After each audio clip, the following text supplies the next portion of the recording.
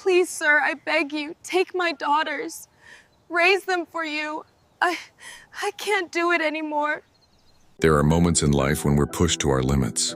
Moments when desperation speaks louder than anything else. And that's exactly what happened on a cold November afternoon in a country house in rural Virginia. A mother on her knees crying, offering the most precious thing in the world to her two daughters. But what drives a woman to make such a decision? What happens when someone is so broken inside that they feel the only way out is to give up their own heart? This story will show you that sometimes kindness appears where we least expect it, and that a simple gesture can change lives forever. So subscribe to the channel, like it, and comment from where you are watching. Richard Thornton was 58 years old when this story begins. His hair was graying, his reading glasses always hanging from his shirt pocket, and he had the weary demeanor of someone who spent his entire life building an empire. He had achieved everything he wanted: a renowned architectural firm in Boston, a considerable fortune, and 3 successful, educated children. But you know what he didn't have? Company. His wife, Margaret, had died 5 years earlier. Cancer. It was quick, painful, and left a void that no amount of professional success could fill. The children? Oh, the children had their own lives now. James lived in Seattle working in tech. Sarah was in New York, a corporate lawyer, and the youngest, Thomas, had moved to London with his British wife. They called on holidays, texted occasionally, but that was it, you know? Nothing to fill the silence of a house that was too big. During the week, Richard lived in his Boston apartment. Meetings, projects, business dinners. The routine he knew by heart. But on weekends he escaped. He'd drive 2 hours to his country house in Virginia's Shenandoah Valley. A beautiful place surrounded by mountains with a private lake in the backyard, and that silence only the countryside can offer. It was there that he tried to find some peace. He tried because solitude and peace are 2 very different things. The house had 6 bedrooms, a huge kitchen, and a stone fireplace in the living room.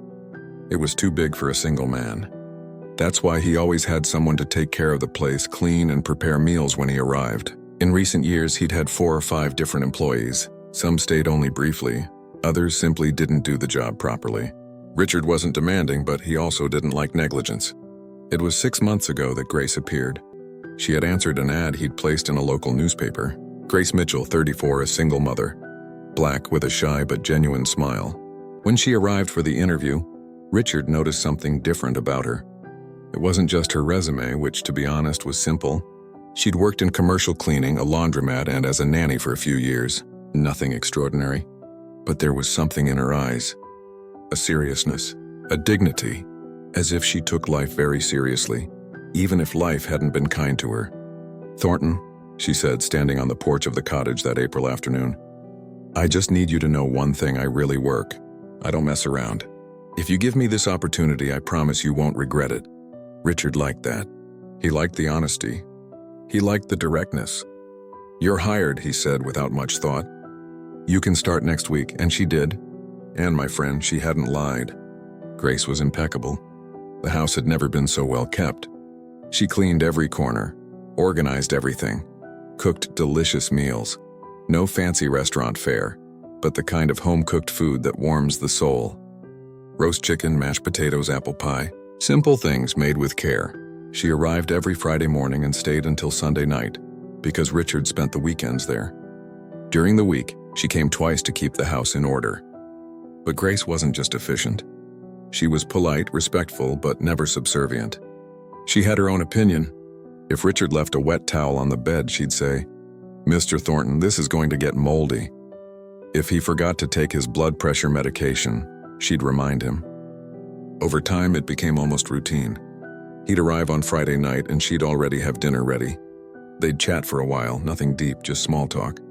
About the week, the weather, the news. Grace was discreet but present. Richard began to realize that it made a difference.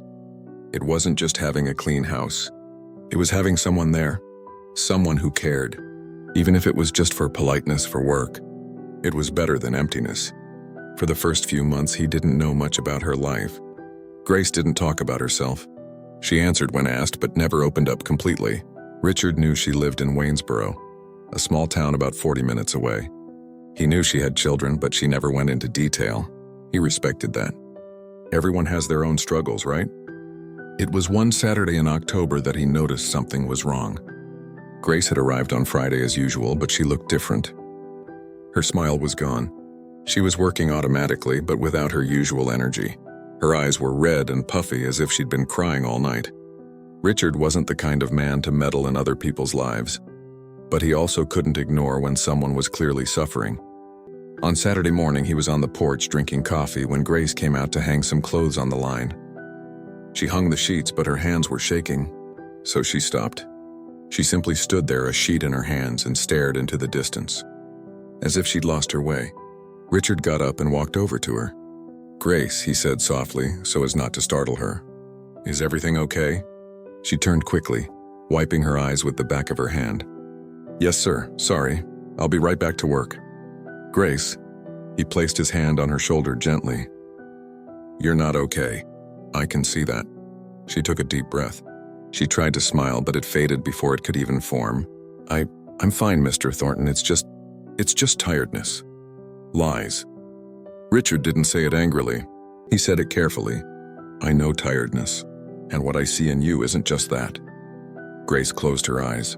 Tears welled up and she couldn't hold them back any longer. "I didn't want to bother you with my problems," she whispered. "You already have so much on your mind. Grace, if you work here, you're not just an employee. You're a part of this house, and if something's hurting you like that, I want to know. Not to pry, but because I care." She looked at him surprised, as if no one had said that to her in a long time. And then there, standing in the middle of the yard, she broke down. "Mr. Thornton, I can't take it anymore. I don't know what to do." Richard led her to a wooden bench beneath a tree. He sat beside her. He said nothing. He just waited. Sometimes people don't need answers. They just need someone to listen. Grace took a deep breath, wiped her face, and began to speak. "I have 2 daughters, twins, Lily and Emma. They're 7 years old." Her voice trembled. "They're my whole life, sir. Everything I do for them. I wake up at 5 in the morning, work all day, come home, and still take care of them. And I don't mind, you know? I love them more than anything in the world." She paused. The tears fell uncontrollably. "But it's not enough." Richard frowned. "What do you mean?" "Their father. He left when they were a year old. He just disappeared. He said he wasn't ready to be a father, that his life was different. I never saw him again. He never sent a penny. It's just me and them." She looked at her hands. "I pay rent. I pay electricity, water, food. The girls need clothes, school supplies. One of them has asthma and needs medicine. And I work, sir. I work a lot. You pay me well, much better than anywhere else I've ever worked. But even so, it's not enough. Grace, I owe 3 months' rent." Her voice broke. "The landlord said if I don't pay by the end of the month, he'll evict me. And I don't know where we're going to live. I have no one, Mr. Thornton, no family here. My mother died when I was young. My father, well, he's never been around. It's just me and my girls." Richard felt a tightness in his chest. He had seen Grace work. He knew how dedicated she was. And to know that she was still suffering like this. "How much do you owe?" he asked. "No, sir." Grace shook her head quickly. "I'm not asking for money. I would never do that. I just needed to vent. I'm sorry." "Grace, I want to help." "No, sir, please." She looked at him desperately. "I don't want charity. I just want to work and earn my money honestly. I'll find a way. I always do."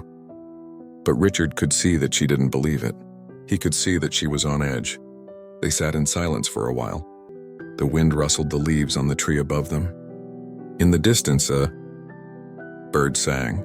It was a beautiful day, but to Grace none of that mattered. Then she took a deep breath and said something Richard never expected to hear. "Mr. Thornton, I need to ask you something." "He can talk." Grace looked at him, and in her eyes was something Richard had never seen before. It wasn't just sadness. It was surrender. It was the kind of desperation that makes a person make unthinkable decisions. I need you to raise my daughters." Richard blinked. He wasn't sure if he'd heard correctly. "What?" "Please." Her voice was a hoarse whisper. "I know it's crazy, I know. But I don't see any other way out. You're a good man. You have this house, you have money, you have the means. My girls, they deserve more than I can give them. They deserve a better life, and I can't give it to them." "Grace, wait." I'll give them to you. Tears streamed down her face. I'll sign any paper. I'll walk out of their lives. I won't interfere. They'll grow up here with everything they need, and I'll leave. I'll find another job, another place. But please, Mr. Thornton, please, save my girls. Richard froze. This wasn't a request. It was a sacrifice. It was a mother tearing herself apart trying to save her daughters. Grace, you're not thinking straight. I've thought a lot. She held his hands in despair. I thought all night. I didn't sleep. I watched my girls sleep and thought, they deserve more. They deserve safety, education, a future, and I can't give them that. No matter how hard I work, no matter how hard I try, I can't. But you are their mother. Exactly, Grace sobbed. And a real mother does what's best for her children, even if it means giving them up. Richard felt a lump in his throat. He'd raised 3 children. He knew what it was like to love someone more than life itself. And knowing Grace was willing to do that wasn't selfish. It was the opposite. But he also knew it was wrong. Grace, he said firmly but gently. Look at me. She looked. That's not what you really want. Sir, it's not. He squeezed her hands. You don't want to give up your daughters. You're desperate. You're exhausted. You're scared. And I understand. But deep down, you know these girls need you. Not my money. You. Grace shook her head, crying. But I can't. You can do it. And I'll help you. She stopped. She looked at him, confused. As? Richard hadn't planned it. Hadn't thought about it. But suddenly it all made sense. That huge empty house waiting for something. For someone, for life. You and your daughters will live here, he said. Grace's eyes widened. Mr. Thornton, I can't. You can. And you will. This house has 6 bedrooms. I only use 1. The rest are empty. You and the girls can live here rent-free without worrying about eviction. But I can't afford it. I'm not asking for payment. Richard smiled, and it was a genuine smile. You'll continue working here as always, taking care of the house, and you'll take care of your daughters too. And I'll pay for their education, school, books, whatever they need, even college if they want. Grace was silent, as if she couldn't process what she was hearing. Why? She whispered. Why would you do that? Richard looked back at the house. He thought of Margaret. He thought of his children who had grown up and left. He thought of all those nights alone, of that silence that ached. Because this house needs life, he said simply. Because you're an amazing person, Grace, honest, hardworking, principled. And because your daughters deserve to have their mother around. Not my money, their mother. He looked into her eyes. I only have one request. Anything, Grace said, her voice breaking. Keep being the amazing person you are. And teach your daughters to be just like you. Grace broke down, not in despair, in relief and gratitude. She wept like someone who had carried the weight of the world on their shoulders, and suddenly someone had offered to help. I don't know how to thank you, she sobbed. I don't know. I'll never be able to repay you. You already give back every day, Richard said, just by being who you are. That afternoon, Grace called her landlord and told him she was moving. She picked up the girls from the neighbor's house who babysat them on weekends. Lily and Emma, 7-year-olds with braids and wide smiles, walked into the huge house with wide eyes. Is this where we're going to live, Mommy? Lily asked in wonder. Grace looked at Richard. He nodded, smiling. Yes, my love, Grace said, kneeling and hugging them both. This is where we're going to live. And for the first time in a long time, she felt hope. The first few days were strange. For everyone. Grace wasn't sure how to behave. She was still the employee, but now she was also, what, a resident? A tenant. She tried to keep things professional, waking up early, cleaning the whole house before Richard even came down for breakfast. But he didn't like it. Grace, he said one Monday morning when he found her scrubbing the kitchen floor at 6 in the morning. You don't have to do this every day. Relax a little. But sir, I work here. And you live here too. It's different. Richard poured himself coffee. Look, I know it's weird at first, but we'll find a balance. You don't have to work yourself to death just because I gave you a place to live. This isn't an exchange. It's something else. Grace didn't quite know what it was, but little by little she began to understand. Richard wasn't what she expected. He wasn't a distant boss. He didn't treat her like an employee. In fact, as the weeks passed, he began to treat her more like family. He would dine with them. At first, Grace insisted on cooking and serving, then leaving. But Richard wouldn't let her. "Sit here," he said, pulling out a chair. "You cooked, now you're going to eat with us." And that's how mealtimes became moments of bonding. The girls, Lily and Emma, were shy at first. They called Richard Mr. Thornton and spoke quietly, afraid of disturbing him. But he was patient. He asked questions about school, their favorite cartoons, their dreams. And little by little, they began to open up. Lily was the most talkative. She loved to draw and always showed Richard her sketchbooks. He looked at each drawing attentively as if they were works of art. "This one is very good," he said. "Did you draw the house?" "I drew it." "And look, this is you, Mr. Thornton." Richard laughed. The drawing was disproportionate with its enormous head and spindly arms. But it was his. And it touched him in a way he hadn't expected. Emma was quieter, more observant. She liked books. Richard noticed this when he saw her leafing through an old magazine in the living room. The following weekend, he brought in a box full of children's books. "I found these in the attic of my apartment in Boston," he said. "They belonged to my kids when they were little. I think you'll like them." Emma hugged the books like they were treasures. And for the first time, she smiled at him. A small but genuine smile. Grace watched from afar, her heart aching with gratitude. She couldn't believe what was happening. She couldn't believe someone could be so kind without wanting anything in return. One night after the girls went to bed, she found Richard on the porch drinking tea and looking at the stars. "Mr. Thornton," she said hesitantly. "Can I say something?" "Of course.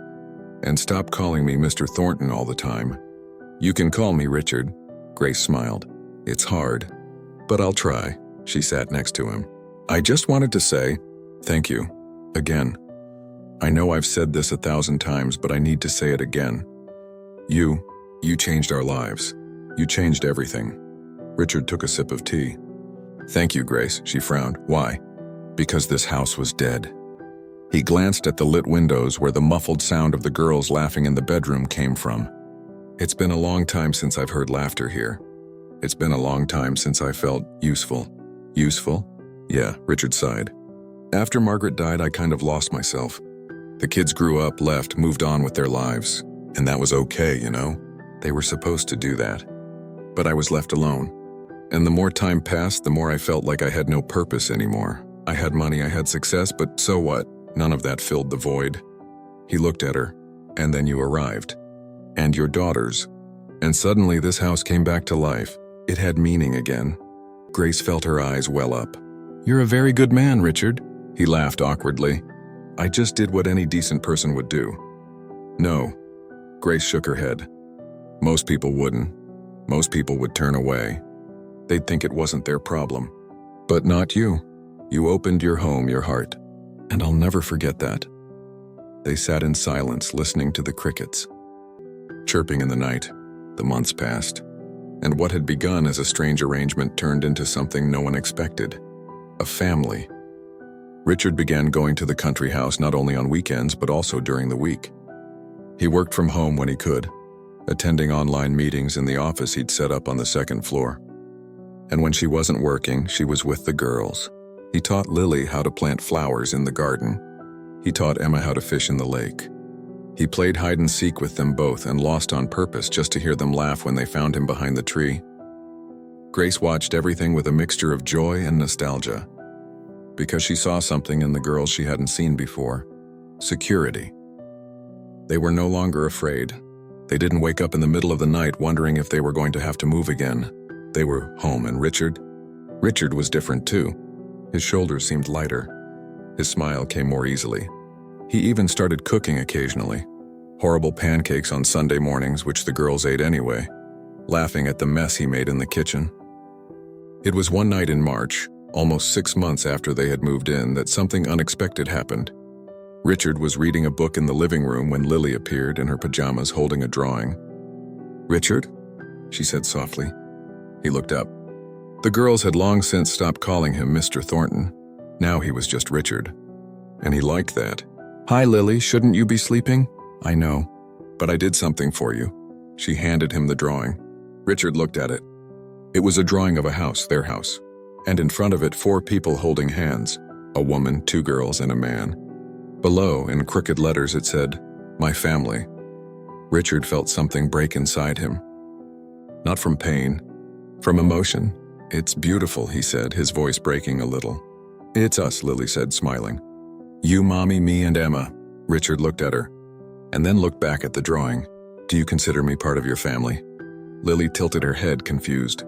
"Of course. Aren't you?" He couldn't answer. He just pulled her into a tight hug. And Lily hugged him back, not understanding why he was so emotional, but knowing it was a good thing. Grace appeared in the doorway, coming to get Lily to put to bed. She saw the scene. She saw the drawing in Richard's hand. She saw the tears in his eyes. And he smiled. Because she understood something in that moment. This was no longer a favor. It was no longer a deal. It was a real family. Not by blood ties, but by the bonds we choose. By the bonds we build when we open our hearts. But not everything is perfect.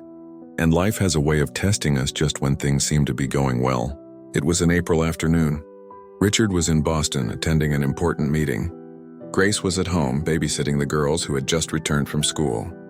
They were playing in the backyard when a car pulled up in front of the house. A man came down, tall, thin, with a scruffy beard and wrinkled clothes. Grace was in the kitchen and didn't see him. But Lily did. She stopped playing. She stared at the man. He smiled and waved. "Lily, Emma?" Emma, who was closest, froze. Grace heard the voice. A voice she hadn't heard in years.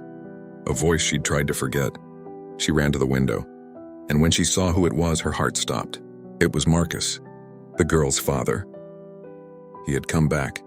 Grace ran out of the house. Her heart was pounding so hard it felt like it was going to burst out of her chest. Marcus, he turned around. That fake smile, that relaxed demeanor, as if he hadn't abandoned 2 young daughters and disappeared for 6 years. "Grace, wow, it's been a while, hasn't it?" He said it as if they were reuniting after a vacation, not after 6 years of abandonment. "What are you doing here?" Grace stood in front of the girls protectively. "I came to see my daughters, huh?" Marcus shrugged. "You can believe a father has the right to see his daughters, right?" "Law?" Grace felt anger rise, a rage she'd been bottling up for years. "You disappeared, Marcus. You abandoned us. You never sent a penny. Never asked if they were alive or dead. And now you're talking about law?" "Hey, calm down." He raised his hands. "I was going through some problems, okay? I needed to disappear for a while, find myself. But now I'm different. I want to meet my girls." Grace looked at him. Really looked. And saw what she had always seen. A weak, irresponsible man who only thought of himself. "Go away, Marcus." "I can't do this, Grace." He crossed his arms. "They're my daughters too. And from what I can see..." He looked at the huge house behind her, the lake, the well-kept garden. "From what I can see, you're both doing very well right now." "Is this your house?" Grace swallowed. "I work here." "Work?" Marcus laughed. "You and the girls live in a mansion and you just work here?" "I see," and we stepped closer. "Who owns it?" "It's none of your business." "Yes, it is. Because my daughters are living here." He lowered his voice, threatening. "And I have the right to know who's around them." "Who is it, your boyfriend?" "No." Grace clenched her fists. "He's my boss. He's a good man who helped us when we had nothing. When you left us with nothing." Marcus gave that cynical smile. "I see. A rich man gives you a house for free?" "Of course, Grace. Nothing is free in this world." The insinuation was clear, and it was too much. "Get out of here!" Grace screamed. "Get out now!" "Hey, hey!" Marcus raised his hands. "Relax. Look, I didn't come to fight. I came to see if we could talk. Like adults. There's nothing to talk about." "Yes, there is." He scratched his beard. "Look, I know I messed up. I know I was a shitty father. But I'm trying to change, and I thought, I don't know, maybe you guys could help me. Just until I get back on my feet, you know?" And then Grace understood. She understood everything. "You want money?" Marcus gave an awkward chuckle. "It's not like that, Grace, but like, I'm kind of strapped. I owe a few things. And you're living in a house like that? The guy must be really rich. I just thought, I don't know, you could borrow some money from him." "From your daughter's father. It's not much. About $5,000 would do the trick." Grace was speechless. It wasn't surprising, but it still hurt. You're disgusting. Hey, no need to be offensive. You're disgusting! She took a step forward. You abandon your daughters, disappear for 6 years, and now you come back wanting money? Have you no shame? Grace, listen. No! Tears streamed down, but they were tears of anger. You're not a father. You never were. A real father stays. A real father cares. A real father doesn't just show up when he wants something. Marcus lost his temper. Be careful, Grace. I'm their biological father. I could very well sue for custody. Try it. Grace was trembling. Try it. Go in there and explain to the judge why you disappeared for 6 years. Explain why you never paid a dime in child support. Explain why your daughters don't even remember your face. At that moment, Richard arrived. His car turned onto the gravel road. He'd returned early from Boston because he'd forgotten some paperwork. When he saw the scene, Grace screaming, a strange man on the property, the frightened girls behind her, he quickly got out of the car. What's going on here? Marcus turned. He assessed Richard. Expensive suit, luxury car, confident posture. You must be the boss, Marcus said sarcastically. The guy who's helping my ex and my daughters. Richard looked at Grace. She was pale, trembling. He understood immediately. You are their father. I am. And you are? Richard Thornton, owner of this property. He walked over, standing beside Grace. And from what I can tell, you're not welcome here. Marcus laughed. Funny. You think you can stop me from seeing my own daughters? No. Richard kept his voice calm but firm. But I can stop you from entering my property. That's trespassing, and if you don't leave now, I'll call the police. Marcus looked at him, then at Grace, then at the girls who were hugging each other, scared. Okay, he said, taking a step back. I'll go. But this doesn't end here, Grace. You'll hear from me. He got in his car and drove away, kicking up dust on the road. As soon as he was gone, Grace collapsed. Her legs gave out. Richard caught her before she fell. I got you, he said softly. I got you, Grace cried. She cried with relief, with fear, with anger. The girls ran to her, hugging her. And Richard stood there, holding them all like a shield against the world. That night, after the girls were asleep, Grace and Richard talked. He'll be back, she said, sitting in the kitchen, still shaking. I know he will. Let him come back. Richard poured her tea. We'll figure it out. What? Grace looked at him. He's the biological father. If he sues, he won't. Richard sat down next to her. Grace, listen. I know some very good lawyers. And from what you've told me, he abandoned the girls. Never paid child support. Never tried to contact them. No judge would give him custody. But what if, and if nothing? Richard held her hand. I won't let anything bad happen to you or the girls. Do you hear me? Nothing. Grace looked at him and saw something in his eyes that made her realize he wasn't doing this out of obligation. He wasn't doing it out of pity. He was doing it because he truly cared. Why do you do all this? She whispered. Why do you care so much? Richard took a deep breath. Because you became my family, Grace. I don't know when it happened, but it happened. And I protect my family. The tears came again, but this time they were different. They were tears of gratitude, of love. The following days were tense.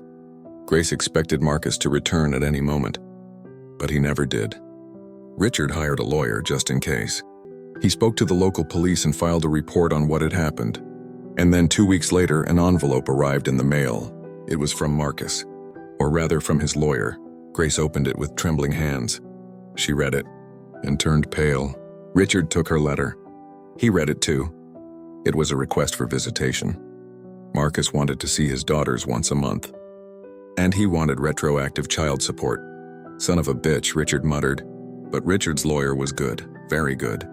He gathered all the evidence, records showing that Marcus had never paid child support, witnesses that he had abandoned the children, even old messages Grace had saved in which he said he wanted nothing to do with his daughters.